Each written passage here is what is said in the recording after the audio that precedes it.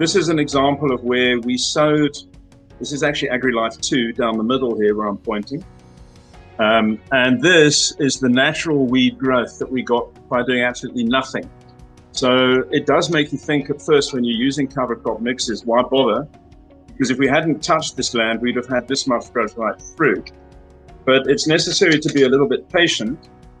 This establishes more slowly than the native weeds, but it carries on much later. So it gives us the benefit of late growth for the predator insects.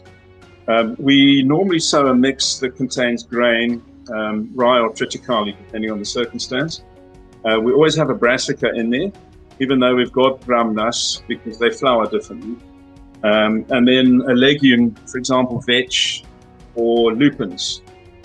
We've learned that we need to be very, very careful with the amount of grain we use because it's more competitive than the other plants and will actually compete out a lot of your other cover crop species.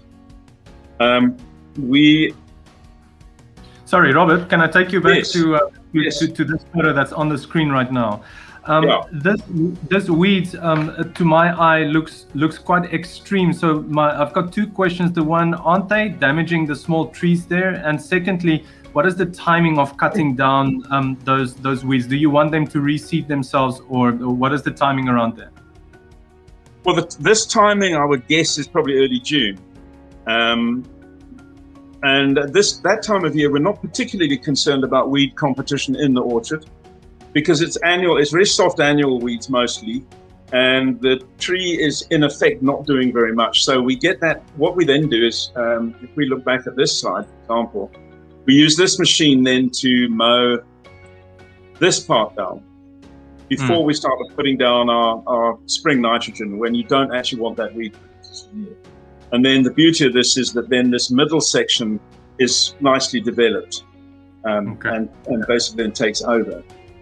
All right, before we go to the next slide, Robert, sorry. When you do your spring nitrogen, do you burn down those weeds after you cut them down, or is cutting them down enough to kill them and they don't grow back with your spring nitrogen?